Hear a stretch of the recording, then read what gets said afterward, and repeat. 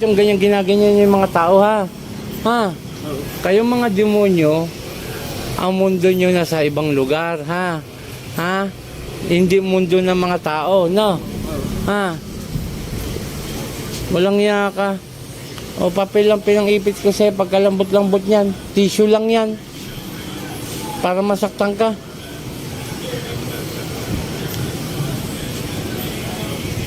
Anong inaano mo sa utak nito? Ano? Ano? Ginugulo yan. Lagi mong ginugulo. Balisa. Balisa. Balisa ka pala. Kaya ginaganyan mo yung tao para magpakamatay? O saan? Madidisgrasya? Saan disgrasya? Saan? Sa kalsada. Kalsada. Kaya pala ipinakita na sa akin na ito ay duguan sa hospital. Tama? Tama? Duguan yung dibdib tsaka yung muka. Tama? Sige, bilisan mo. Hindi ako natatakot sa inyo. Kahit ilan pa kayo. Gusto mo magsama-sama tayo ngayon eh. Ha? Maglaban tayo ngayon. Sino malakas sa atin? Sino? Ikaw. Sige. Itong may problema ako, damay kita sa problema ko. Sige, tanggalin mo lahat yan. Huwag mo inaano tong pamilya ko ha. Pamilya ko na to eh ha. Ha? Ang kantingin ninyo yung mga talagang totoong masama. Huwag yung mga ganitong tao ha. Ha? Ang kantingin nyo yung mga namimirwisyo sa kapwa. Yan ang ano ninyo, huwag yung kami. No? Sige, kunti na lang. Walang iya ka. Ang dami mong titirahin, taong walang kinalaman, taong nabubuhay ng maayos. Sige pa, kunti na lang.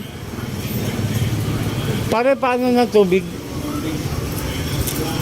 Water. Okay lang madali. Sige. Walang iya ka. Sino pang titira mo rito? Maliban dito sa taong to. Sino? Wala na. Kahit sino rito na pamilya ko na ha. Huwag niyong ano na. Alis na. Aalis ka na? Hindi. Ihahatid kita sa impyerno ngayon. Hayop ka. Aalis na ako. Loko-loko. Wag ako ha. Wag akong lokohin mo ha. Ha? O, kunti na lang. At ngayon ihahatid kita sa mga bantay ko. Dalawa kayo? Nasaan yung isa? Turo mo. Ituro mo. Nasaan yung isa? Ayun. Nakaupo. O, halika rito. Lumapit ka rito.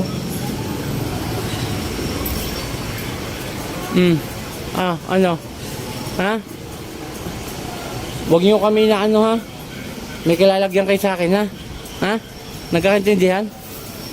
Ito po, 2 demonyo na huli natin. Nakausap ko itong lalaking to. Pamilya ko na po ito. Pamilya ko na si N. Arabis. N. Arabis pa rin ha. Pamilya ko na to. Sabi niya, hindi na raw siya makapagpigil na kausapin ako. Nakikita niya raw na malapit na raw siya mamatay o mawala. Dahil pahiwatig po sa kanya. At nakita ko po sa kanya, duguan siya. May buhay pa naman pero naghihingalo. Yun po ang pinakita sa akin ng aking third eye. O, pahinsyan tayo ha? Ha? Pare, pasandal lang kakatayin ko. Pasandal lang. Panginoon kong Isus, sa aking madakila, mingaw ng basbas sa'yo na dalahin ko ng mga bantay ko sa impyerno ang lalaking umaano sa taong ito. San Ipratri, Sakmek, Atal!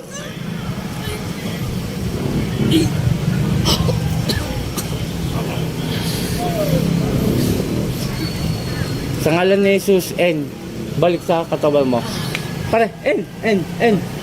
Okay. Pabukas pare.